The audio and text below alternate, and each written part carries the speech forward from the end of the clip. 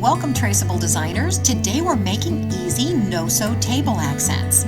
Each Traceable Designer valance kit includes design forms used to make placemats, centerpiece mats, dresser scarves, and table runners. Each kit includes a scalloped style, the arch style, and the straight style table accent design forms used to make custom table accents without sewing. In this video, we're making 3 styles. We're making a centerpiece mat, a placemat, and a table runner. So let's get started with the table runner. Let's begin by sizing our fabric. I'm using a piece of fabric front and back for my table runner. So you're going to fold that in half. I'm folding mine in half and measuring from the fold over to make sure it's a nice straight piece. You are going to use a 1-inch seam on the one side, so measure that off. And then once you have that measured, just cut your piece of fabric out. Then in your kit, you're going to want to pull out your fusible fabric backing and mark that off in 1-inch pieces. So you can mark 1 inch across and then use the mark to mark a second one because you'll need a couple of different strips. So that'll go along the entire length. You're going to fuse that to the edge on the inside of your fabric because you're going to fuse the right sides together and then turn the fabric the other way. So just add sections of 1-inch fusible backing along the entire edge and then let that cool completely before you peel the paper off to expose the glue. So once the paper's removed, you'll fold it in half. You can see the shiny glue on the inside. So fold that and make sure it's nice and straight. So you want to align that and then flatten it out so it lays nice and straight, and then you're just going to fuse your fabric section together. Now we are going to make a seam so that this won't come apart. So once you've fused that completely down and you've moved your fabric along until that's completely fused together, flatten your fabric out so it's nice and straight. And then you'll need another section of fusible backing. So you're going to do another strip on the wrong side or the back side. So you'll just cut strips again and follow along 1-inch strips along the edge of the fabric. And then once that's cooled again, you just remove that paper. So you're going to fold this over, and you always want to begin in the center and move out toward the sides to make sure everything is nice and flat and even. You don't want any buckling. So fold that over and fuse the glue down so that you've sealed off your seam. So you'll move to the left and then turn around and move to the right. Make sure it's completely fused and sealed together. And then just flatten everything out with your iron so you make sure everything's nice and straight. Pull out your design forms and select a style. I'm going to use the scallop style in this example. You have a design end that's about 5 or 6 inches. So you're going to put a 10-inch wide section of fusible backing to cover the entire edge. So the reason you want this completely to the ends is you don't want anything that's not fused together. So cut a piece of fusible backing for each side, making sure it comes all the way to the edges, and then just fuse that down on both sides. Once it's completely cooled, peel the paper back and try to keep the paper in one piece. You'll use that when putting on your trim. So now we're going to turn it inside out or right side out. So you want to make sure this is completely cooled. You don't want the heat and bond glue hot or warm at all because everything will stick together and it'll be impossible to remove. So just let that cool completely and then take your time to pull your table runner right side out. So just work with that until that pulls all the way through. And then you'll see you have a seam on one side and you have the fold on the other. So just manipulate that until it's nice and straight and flat. And then you're always going to work from the center out toward the sides. So when you start fusing down in the middle, even though there's no fusible backing there, you do need to flatten that out and start to move the fabric in the direction toward the edges. So keep moving it down and fusing all the way to the end. When you get to the end, you have that 10-inch section of glue inside. So that's going to fuse off your edges so that you can trace and cut that and it won't fray. So do both sides, make sure it's nice and flat. Don't overheat because you'll start to notice the fabric buckling if you do that. So make sure that you don't overheat it. You may have a little uneven edges on the end. That doesn't matter because you're going to cut that off. In your kit, you have extra long fabric pins. So pull those out because you've folded this fabric now in half. And now we're going to pin it to secure it so that it doesn't move when we trace. So again, starting in the center, fold that exactly in half. and then position your pins inside from the edge so that you don't trace over them or they don't get in the way, but they'll hold the fabric down. Once your section is completely secured with the pins, then pull out your design form. The design form works regardless of the width of your table runner. You're really just positioning this on the open side, not on the fold, because you want to just trace the design end. So you'll put that down all the way to the end, but make sure it's covered with fusible backing where you begin tracing so that that is fused together. If there's a little space on the end, you don't want to trace over the non-fused area. Then just follow the edge of your design form around to the cut side, and then you're just going to reverse your design form, slide it down to the opposite side, and then repeat the process. Align it along the cut edge, and then trace off your second design end for your table runner. Make sure, of course, that's positioned on the cut side or the open side, and then just trace the end. Now we're going to cut off the edges, and when you cut off, you want to make sure you cut inside of where the mark is. You don't want to see that on your completed table runner. So really take your time, press down flat and cut a nice clean edge, pushing that down flat so that you don't move the fabric when you cut. Do both sides. You'll cut one side, then the other, then remove your pins, and then you can see that you have a beautiful table runner with a scalloped end. Now that is completely sealed, so you don't have to put anything on the end if you don't want to. I'm going to show you how to do trim here. I'm going to trim the edges. So you're going to pull out that reserved paper and put the shiny side up, and then just measure off your GIMP trim. This is a 3/8 inch braided trim. So we're going to turn this trim into fusible trim. We're going to use the fusible fabric backing to iron it onto the back of the trim. So flatten that out underneath the iron so that it's nice and straight and flat, and then just cut strips of fusible backing and position the knobby side down with the glue side down, and then just follow along your trim using the iron. You don't have to hold the iron very long or it will deactivate the glue. Just iron along in strips and then overlap strips until you've covered the entire length of your trim.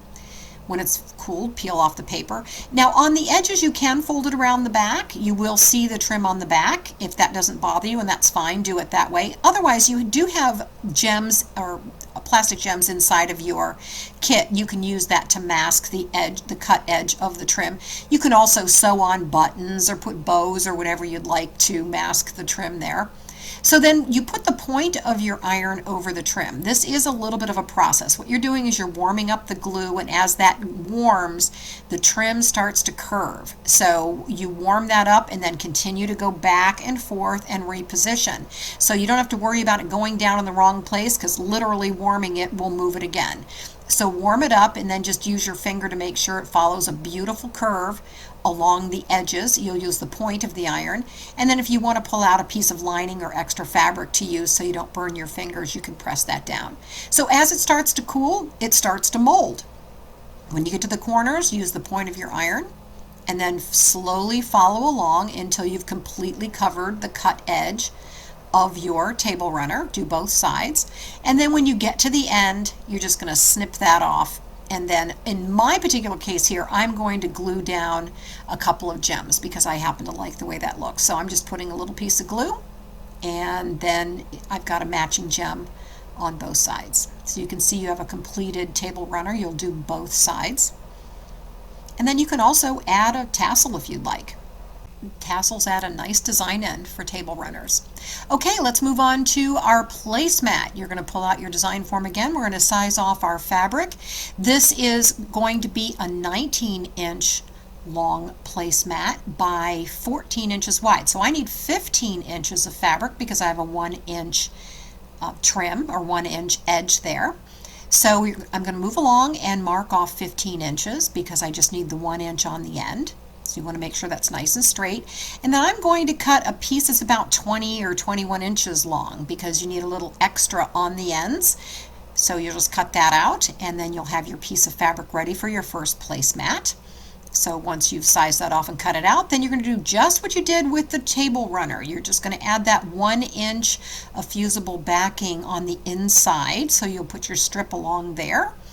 And then once that's completely cooled, again, we're going to remove the paper and then fuse the right sides of the placemat together. So you're going to fuse that down, and then of course once that's finished and everything's nice and flat, you want to flatten that out so it doesn't buckle or get uneven.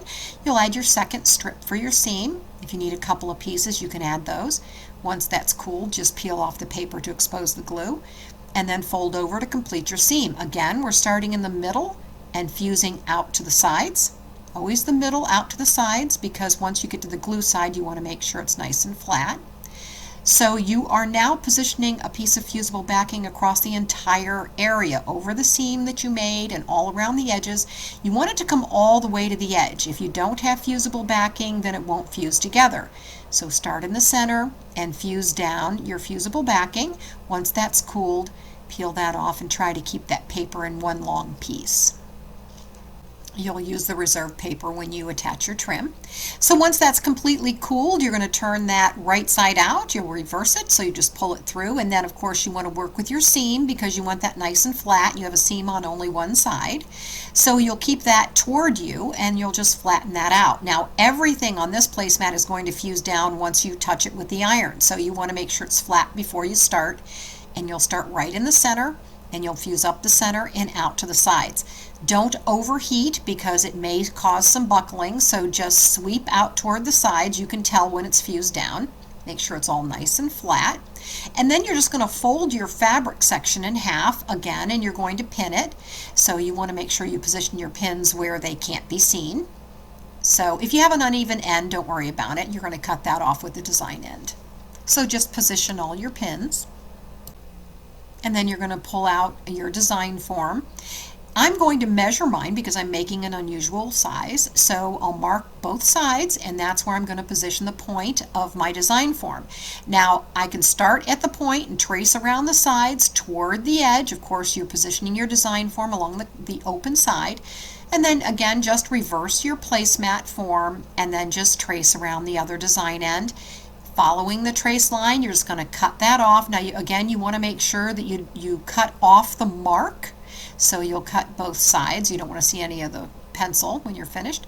And then just flatten it out and you have a completed sealed placemat. You can add trim if you'd like or leave it plain. That's a matter of personal taste. Okay, let's move on to our centerpiece mat. I'm making a 27 by 15.5 inch wide centerpiece mat. So I'm going to measure off a piece of fabric that's longer than 27 inches. So I'm probably going to make it around 30 inches so I have some excess. Follow the same process, create your seam. Once that's finished and you've added all your fusible backing, you're going to fold that in the center and pull it through. And then you're going to flatten that out completely just like you did with the placemat, using the seam side to flatten it. Now you have 100% glue behind here, so remember when you start ironing down, that's going to be permanent. So you're going to start in the center and fuse out toward the sides. One other thing before you start your centerpiece mat, make sure your fabric has no wrinkles in it. So that's going to make it better for you when you get started. So once that's fused down, you're going to follow the same process, fold it in half and pin it. You want to secure that so it doesn't move. Now I'm going to mark off my length. So I have some excess, so I'm going to center my tape measure kind of in the middle, and I'm going to mark my 27 inches. That's going to show me where to position the point of my design form on each side. I already have my width with my seam.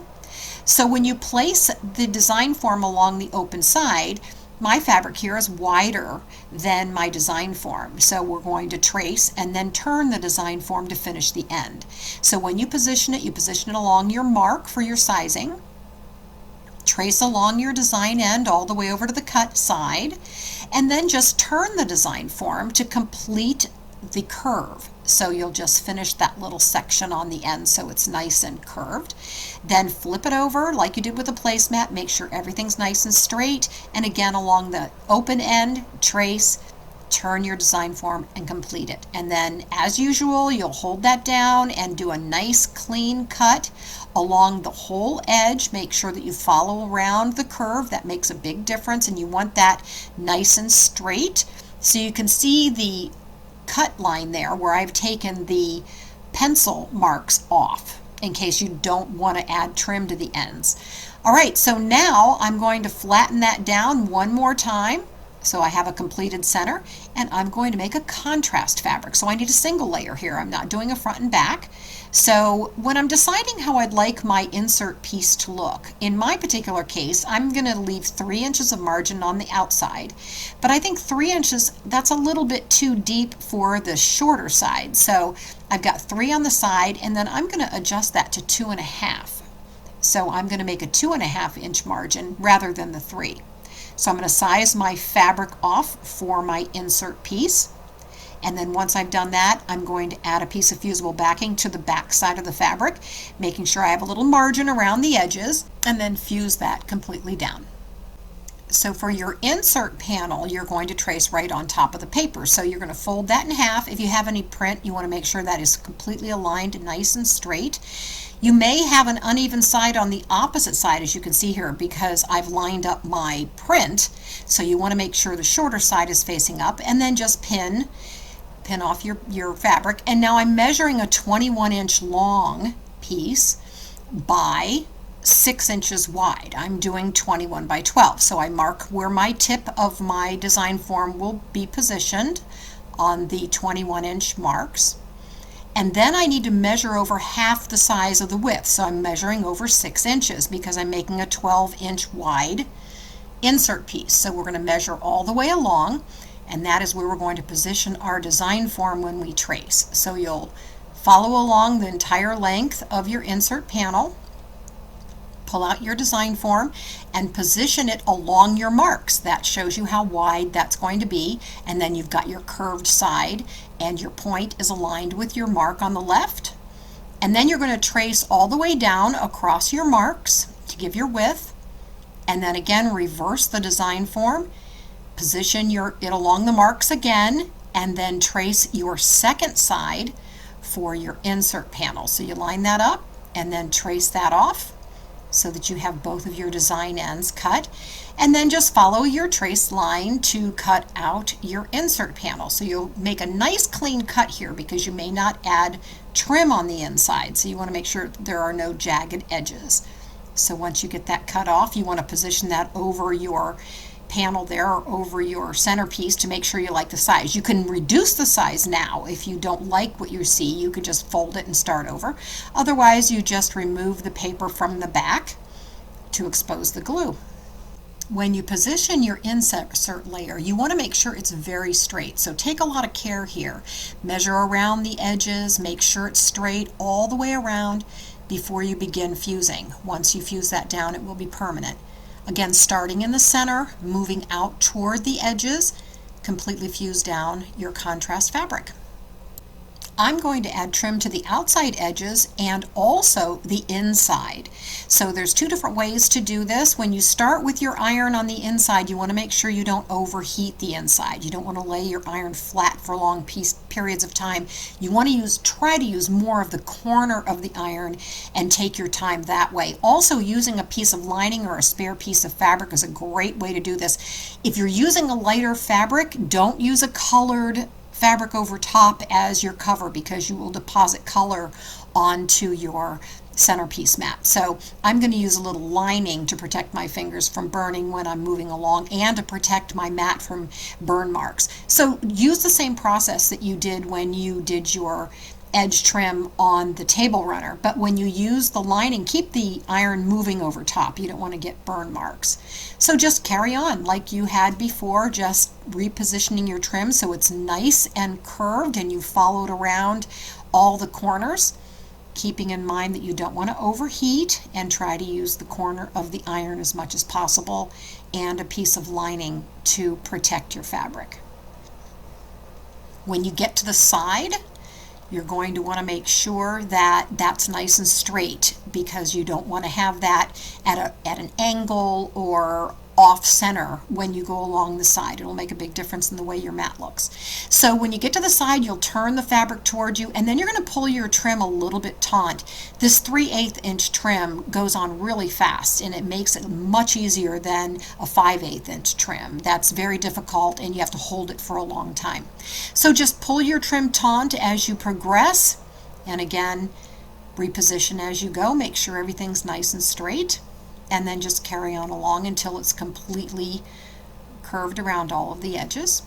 Then when you get to the end, you want to try to make that curve around. So what you're going to do is you're going to snip that off, and it works pretty well with just cutting off the trim and fusing it down with the iron. I like to try to make it match on both sides. So if that's pretty curved, I try to make my cut ends match with a curve. So you'll snip that off and then keep positioning that trim until it matches the other side with a nice curve, and then just fuse that piece down. And you can see it works pretty well. Once you get that positioned, it really does look pretty nice. So it fuses nicely together on your edge there. Now, if you don't like to see the connection, you can always cover it with some gems or buttons or something like that. So you can just glue those along, and that does a nice cover. But of course, if you're putting on gems, you can't wash your centerpiece. So you want to make sure that if you are going to wash this, you do either hand stitch the trim or put buttons rather than glue on gems. So I'm putting my glue on gems because I'm using a decorative mat. I'm not planning to wash it, it's just for looks. So I have now completed my centerpiece mat, I've completed my placemats, and I've completed my beautiful table runner. So I have a nice set for the table. Thank you for joining me, Traceable Designers, and remember, you can always make your mark with Traceable Designer.